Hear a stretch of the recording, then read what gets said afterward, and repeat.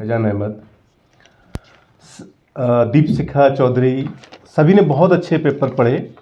शिव प्रसाद शर्मा जी, नवीन जैन जी, नंदकिशोर जी, और कुछ नाम छूट, एक आध नाम मैं नहीं लिख पाया। बेसिकली हम जब यजमानी प्रथा की बात करते हैं तो हम बहुत सी चीज़ों को मिक्स कर देते हैं, जो इस सत्र में खास तौर पर देखिए, जाति को, धर्म को, शिक्षा को, स्किल को, सबको मिक्स कर देते हैं। ये सारी की सारी चीज़ें, और क्षेत्र को, सारी की सारी चीज़ें भारत के संदर्भ में बहुत अलग हैं। ठीक है, जाति व्यवस्था अलग है, हम यजमानी सिस्टम में मिक्स कर रहे हैं। क्षेत्र, यदि एक क्षेत्र की स्टडी है तो एक क्षेत्र की ही होगी, दूसरे की नहीं होगी। नंबर 2, हम और भारतीय संदर्भों में क्या है कि हम परसेप्शन पहले बनाते हैं और उसके बाद लिखते हैं। सच्चाई ये है कि अध्ययन पहले करना चाहिए, उसके बाद कंक्लूजन में पहुंचना चाहिए। ये इतिहास में काफ़ी विडंबना देखने को मिल रही है आजकल।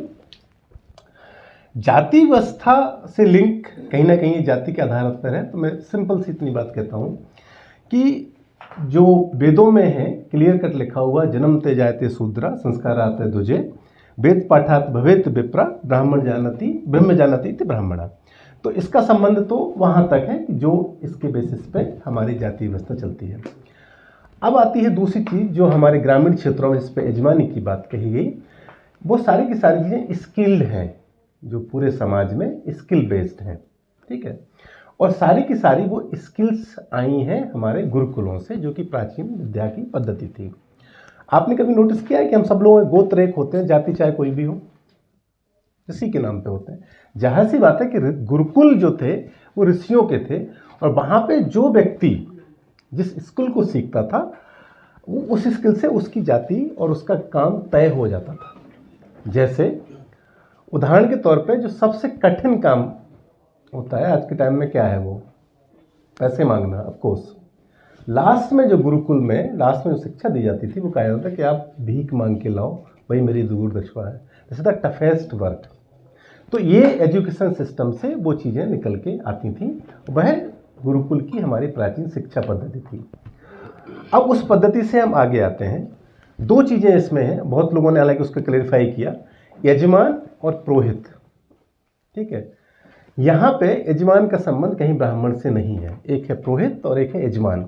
एक बार डॉक्टर अनिल भारती ने यूज किया और दूसरे लोगों ने किया कामिन। कामिन वर्ड्स किस भाषा का है, किसी ने ध्यान दिया इस बात पे? अभी गूगल किया मैंने, संस्कृत और हिंदी में दो ही वर्ड है, एक है यजमान और एक है पुरोहित, तीसरा वर्ड कहीं नहीं है।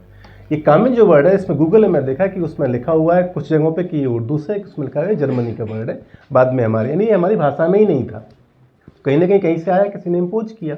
फारसी में इस्तेमाल होता है, फारसी में हमें गूगल, हाँ, तो ये वर्ड हमारे यहाँ थे ही नहीं, कैसे इसे इम्पोज हुए कोई नहीं जानता।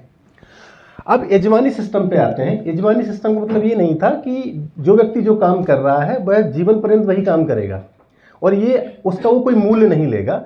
यहाँ पे 22 वर्षा होता था। ये जो यजमान और पुरोहित, यहाँ पे 16 संस्कार उसी समय जरूरत पड़ती थी। यज्ञ, यजमान बना यज्ञ से, कार्य विवाह यज्ञ, यानी यज्ञ हो रहा है तब सबकी जरूरत पड़ेगी। जीवन में भी कोई बढ़ई है या जो भी काम कर रहा है उसके लिए वो पैसे लेता था और लेता है आज भी, लेकिन यज्ञ के टाइम पे वो पैसे नहीं लेता था, उसके बदले में उसको अनाज मिलता था। ठीक है, तो ये इसका बेसिक स्ट्रक्चर था। और यहाँ पे यजमान कौन है? ब्राह्मण भी यजमान है और 22 वर्ष साहब वो दोनों पुरोहित हैं। ब्राह्मण के घर में काम हो रहा है तो यजमान कौन हुआ? ब्राह्मण यजमान हुआ ना। और पुरोहित कौन हुआ? धोबी, लोहार, जुलाहे, बड़े, वही पुरोहित। ऐसे ही अब इसका ये हो गया एक आधार जो इस पर डिपेंड करता था, स्किल बेस्ड। तो हम किसी भी चीज़ को एकदम से बोल रहे हैं कि खराब थी, ये थी, वो सारी स्किल ओरिएंटेड थी। आज कौन से सैलून है जाइए तो 500 रुपये लगते हैं और वो स्किल सिखाने के। अभी जो लड़कियां सीखती हैं ना बाल कटवाने के लिए, वो 1.5 लाख रुपए फीस देती हैं, वहाँ पे वो स्किल स्वतः आ जाती थी। तो एक सिस्टम का एक उसका पार्ट था। अब उसकी मैं एक आगे जाता हूँ, उसका एक एक्सटेंडेड पार्ट था जो है जिसको हम बोलते हैं तीर्थ पुरोहित यजमान, जिसमें की बात पुरी, जगन्नाथपुरी, इलाहाबाद और हरिद्वार की बात अभी की गई। अब आप देखिए कि आज का जो सिस्टम है, हम बहुत जनरलाइज कर देते हैं, अरे तो बहुत ख़राब है, पंडे पुजारी लूट लेते हैं, ऐसे ही बोल देते हैं ना कभी कभी। हम क्यों ये वर्ड यूज करते हैं? हम तभी तर्क तो करना चाहिए इसके पीछे। खराब कोई चीज़ मान लेते हैं खराब है, लेकिन क्यों खराब है? तो इतिहास में तर्क बहुत इंपॉर्टेंट है और हर हिस्टोरियन को करना चाहिए, जो तर्कशीलता अब हिस्टोरियंस में नहीं है, वो तर्क नहीं करते। अब आते हैं उस पॉइंट पे। अब जो तीर्थ पुरोहित हैं वो उनके यजमान कौन है? क्या वो किसी जाति विशेष के हैं? वो 806 डिस्ट्रिक्ट वाइज बटे हुए हैं इलाहाबाद में, 806 जो भारत की आज की डिस्ट्रिक्ट है। और तीर्थ पुरोहित तो एक है, लेकिन जजमान सारी जाति के लोग हैं। अभी मैं आपको अभी मुझे अपनी हिस्ट्री लिखनी है, मेरे पास क्या सोर्स है, ठीक है।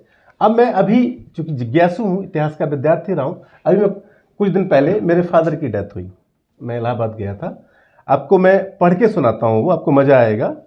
ये जो मेरे इसमें 10 पीढ़ियों का मेरी हिस्ट्री, 10-15 पीढ़ियों का हिस्ट्री और सबका लिखा हुआ है।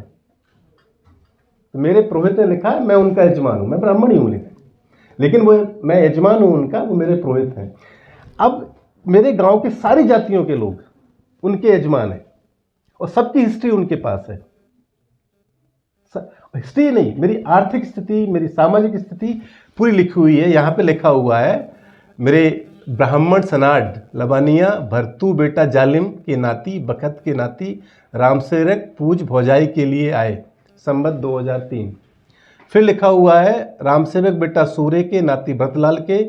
मेरा नाम भी लिखा हुआ है, मतलब वो पीढ़ियों का आगे भी लिख रहे हैं और पीछे भी लिख रहे हैं। बेटा लड़का देवेंद्र महादेवी के लिए आया, यानी मेरी माता जी का देहांत हुआ है तब मैं अपने फादर के साथ गया हूँ, वो रिकॉर्ड यहाँ पे है, ठीक है। आगे फिर लिखा है, ब्राह्मण लबानिया बेटा भीकू जालिम के बेटा भरतू भौजाई के लिए आए। फिर आगे और लिखा हुआ है, वो किसी दूसरी जाति के लिए मेरे फादर गए संस्कार करने के लिए, तो वहाँ लिखा हुआ है कि ब्राह्मण सा लबानिया